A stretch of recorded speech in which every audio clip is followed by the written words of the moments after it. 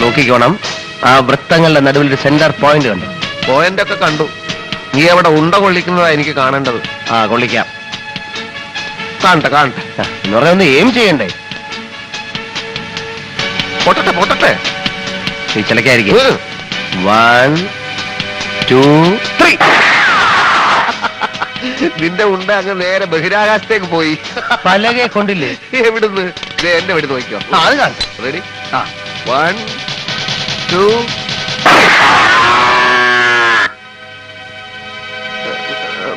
പലകെ കൊണ്ടു. അവിടെ ഒരു പശു മറിഞ്ഞു വീണു. അതുകൊണ്ട് നിന്റെ വെടി അതിനിട്ടാണോ കൊണ്ടതെന്ന് എനിക്കൊരു സംശയമുണ്ട്. എന്റെ വെടി കറക്റ്റായിട്ട് പലകയെ തന്നെയാ കൊണ്ടത്. വാ നോക്കാം. നീ പോയി നോക്കിട്ട് വാ. ഞാൻ വരണോ? വരാൻ.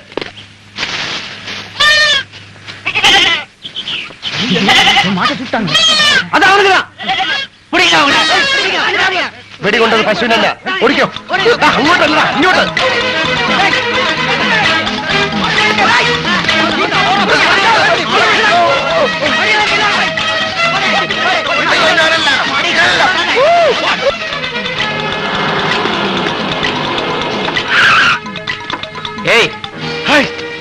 സർ, മിസ്റ്റർ രാംദാസ് എങ്ങോട്ടാ? ഓട്ട പരിശീലനമാണ് സർ. കയറേ, ഒരു അത്യാവശ്യ കാര്യമുണ്ട്.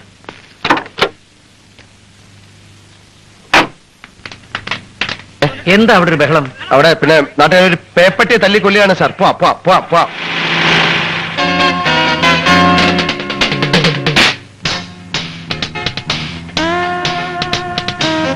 ഇന്നും ഏതാ വേണമോ sir? You like to have some ice cream? No sir. One ice cream. ശരി sir. It's really shocking sir. ഇതിലിപ്പോ എന്റെ നില ആകെ പരിങ്ങലായിരിക്കുന്നു. അതെ, മ്യൂസിയത്തിലെ സെക്യൂരിറ്റിയുടെ ചുമതല സാറിനാണല്ലോ. കിരീടം വീണ്ടെടുക്കേണ്ട ചുമതലയെ എനിക്ക് തന്നെ. If not I may get dismiss. Home minister ഫോണിൽ എന്നെ ഇഡിയറ്റ് എന്ന് വിളിച്ചു. അദ്ദേഹത്തെ കുറ്റം പറയാൻ പറ്റില്ല സർ. അദ്ദേഹത്തിന്റെ ടെൻഷൻ. മിസ്റ്റർ രാംദാസ് എന്നെ രക്ഷിക്കണം. ഇതിപ്പോ സാറ് 4ാമത്തെ തവണയാണല്ലോ എന്നോട് പറയുന്നത്. പക്ഷെ എനിക്ക് എങ്ങനെ സാറിനെ സഹായിക്കാൻ കഴിയുമെന്ന് മാത്രം പറയുന്നില്ല. കേരളത്തിലെയും തമിഴ്നാട്ടിലെ എത്രയോ വിഷമം പിടിച്ച കേസുകൾക്ക് തുമ്പുണ്ടാക്കിയവരാണ് മിസ്റ്റർ രാംദാസ്, മിസ്റ്റർ വിജയനും. അതുകൊണ്ട് പോൾ ബാർബറെ പിടിക്കാൻ നിങ്ങൾ രണ്ടുപേരും അമേരിക്കയിലേക്ക് പോകണം. അമേരിക്ക?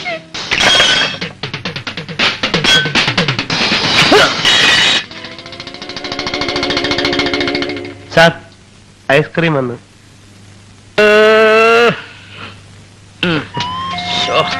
സാറിനോട് വിരോധമുള്ള ആരെങ്കിലും ഐസ്ക്രീം തലയിലേക്ക് ഇട്ടതാണോ? എങ്കിൽ ഈ ഹോട്ടൽ ഞാൻ പൂട്ടിക്കും. മിസ്റ്റർ രാംദാസ്, ഞാനൊരു പ്രതികാരദാഹിയാണ്. എനിക്ക് ദോഷം വരുമെന്ന് കണ്ടാൽ കൊല്ലാനും കുഴിച്ചു മൂടാനും മടിയുള്ള ആളല്ലേ ഞാൻ. ഞാൻ കേട്ടിട്ടുണ്ട് സാർ.